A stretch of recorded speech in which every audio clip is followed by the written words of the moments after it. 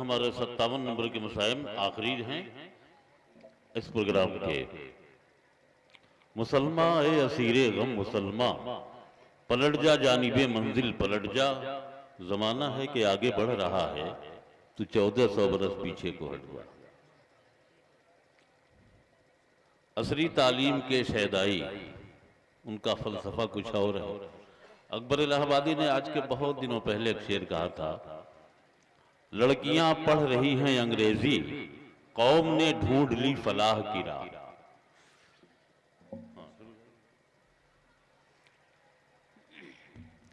السلام علیکم ورحمۃ اللہ وبرکاتہ۔ بسم اللہ الرحمن الرحیم۔ الحمد للہ وکفى وسلام علی عباده الذین اصطفى، اما بعد فاعوذ باللہ من الشیطان الرجیم، بسم اللہ الرحمن الرحیم۔ ان هذا القرآن يهدي للتي هي اقوم، صدق اللہ العظیم۔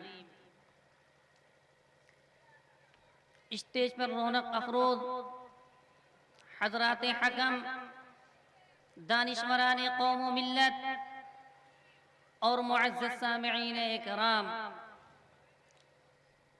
یہ میرے لیے بڑی سعادت کی بات ہے کہ اساتذہ اکرام کے موجودگی میں یہ ادنا سا طالب علم مسلمانوں کی موجودہ پستی اور اس کے ازالے کے موضوع پر کلام کرنے کی جرأت و ہمت کر رہا ہے۔ حضرات گرامی قدر، آج ہر طرف مسلمانوں کی تباہی و بربادی کے گیت گائے جا رہے ہیں، ہر سمت مسلمانوں کے حقوق پر ڈاکے ڈالے جا رہے ہیں۔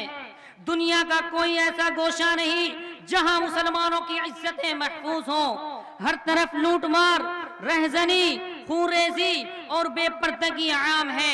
کہیں بچے یتیم کیے جا رہے ہیں، کہیں معصوم بچوں کے حلقوں پر چھریاں چلائی جا رہی ہیں۔ ہماری مسجدیں اور مدارس نشانے پر ہیں، مسلم پرسنلوں پر حملے ہو رہے ہیں، یہاں تک کہ یکساں سول کوڈ تک کی باتیں ہو رہی ہیں۔ مسلمان ذلت و رسوائی کے عمیق غار میں دھستا جا رہا ہے اور تباہی و بربادی اس کا مقدر بن چکی ہے، اور الحاد و ارتداد کی آندیاں بھی چلنے لگی ہیں۔ عریانی، بے پردگی، آوارگی اپنی انتہا کو پہنچی ہوئی ہے، اور ملٹی میڈیا موبائل نے ہماری نئی نسلوں کو بے حس اور ناکارہ بنا کر رکھ دیا ہے۔ غرض یہ ہے کہ مسلمان زندگی کے ہر میدان میں پوری طرح سے پٹ رہا ہے۔ آخر مسلمان اس پستی میں کیوں ہے؟ کبھی مسلمانوں کی سطوت و شوکت کا سکہ چہاردانگ عالم میں بیٹھا ہوا تھا، کبھی مسلمانوں کا نام سن کر قیصر و کسریٰ کی سپر طاقتیں لرزہ براندام ہو جایا کرتی تھی، اور کبھی مسلمانوں کے سوار افطار گھوڑے بیک وقت ہندوستان اور ترکستان کے دریاؤں کا پانی پیتے تھے، کبھی سمندر کی پرجوش متلاطم موجیں مسلمانوں کو اپنی چھاتی پر سے گزرنے کے لیے راستہ دے دیا کرتی تھی، کبھی درندے اور موذی جانور خود مسلمانوں کو خدمت کے لیے پیش کر دیا کرتے تھے، کبھی اسلامی تہذیب، اسلامی اصولوں کی سراہنا کیا کرتی تھی، کبھی اسلام دشمن طاقتیں اسلامی اصولوں کی سراہنا کیا کرتی تھی۔ لیکن جب سے ہم نے اسلام کا دامن چھوڑ دیا، قرآن سے رشتہ توڑ دیا، رسول عربی صلی اللہ علیہ وسلم کا ساتھ چھوڑ دیا، دنیا کی رنگینیوں میں پڑ گئے، دولت و ثروت کی انبار جمع کرنے لگے، اپنے اسلاف کے طریقوں سے منحرف ہو گئے، تو شیطان نے ہم کو جال میں پھانس لیا۔ مغربی افکار و نظریات کو قبول کر کے امریکہ کی دولت پر سر جھکا دیا، خدا کے گھر سے بیگانہ کر دیا۔ جن ہاتھوں میں کبھی پرچم اسلام ہوتا تھا، آج ان میں مغربیت کا پرچم آ گیا۔ عزیزان ملت، جن مسلمانوں نے معرکہ کارزار میں سجدہ شکر ادا کیا تھا، آج وہ مسجدوں میں جانے کو تیار نہیں اور اس پر شکوائیں کہ زوال و انحطاط سے دو چار ہیں. ارے ہماری بربادی کا صرف ایک حل ہے کہ ہم قرآن شریف کو اپنا دستور بنا لیں اور خلوص و للہیت کے پیکر بن جائیں, عہد صحابہ و عہد رسول میں پہنچ جائیں, اپنی زندگی کا آغاز وہیں سے کریں. اتباع رسول, محبت رسول, اسوہ رسول ہمارا سرمایہ ہو. کہ محمد سے وفا تو نے تو ہم تیرے ہیں, کہ محمد سے وفا تو نے تو ہم تیرے ہیں, یہ جہاں چیز ہے کیا لوح قلم تیرے ہیں. عزیزان ملت, قرآن پاک نے مومنوں کو مخاطب کرتے ہوئے فرمایا یا ایھا الذین آمنوا آمنوا باللہ ورسولہ, اے ایمان والو اللہ اور اس کے رسول پر ایمان لاؤ.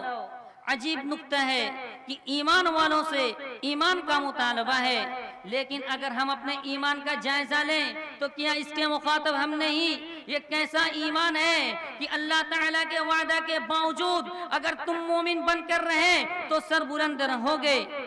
اللہ کا وعدہ سچا ہے, البتہ ہمارا ایمان سچا نہیں, ہمارا عمل و کردار سچا نہیں.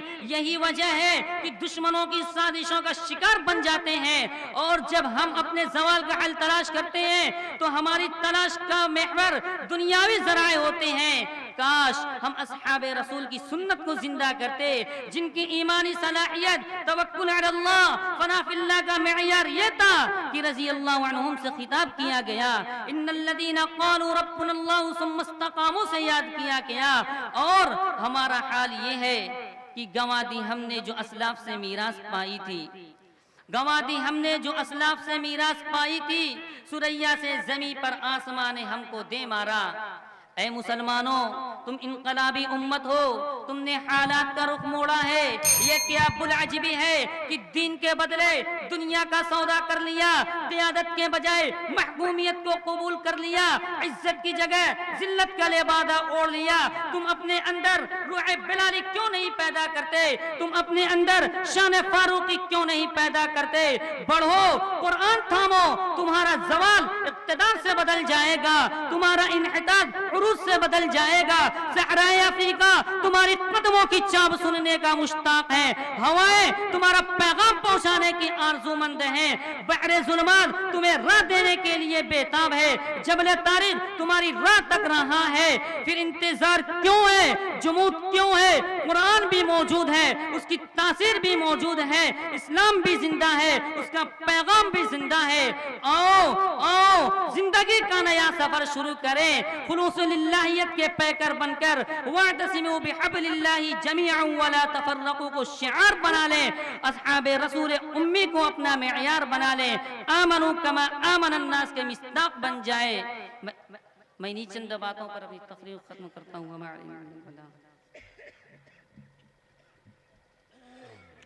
ماشاءاللہ بھائی, ہمارے یہ آخری مقرر تھے, مسلمانوں کی موجودہ پستی اور اس کے ازالے کے عنوان سے تقریر کر رہے تھے. آج تجھ کو بتاؤں کہ تقدیر امم کیا ہے, شمشیر و ثنا اول طاؤس و رباب آخر. طاؤس و رباب کی عادی ہو گئی یہ امت تو یہ حال ہو گیا.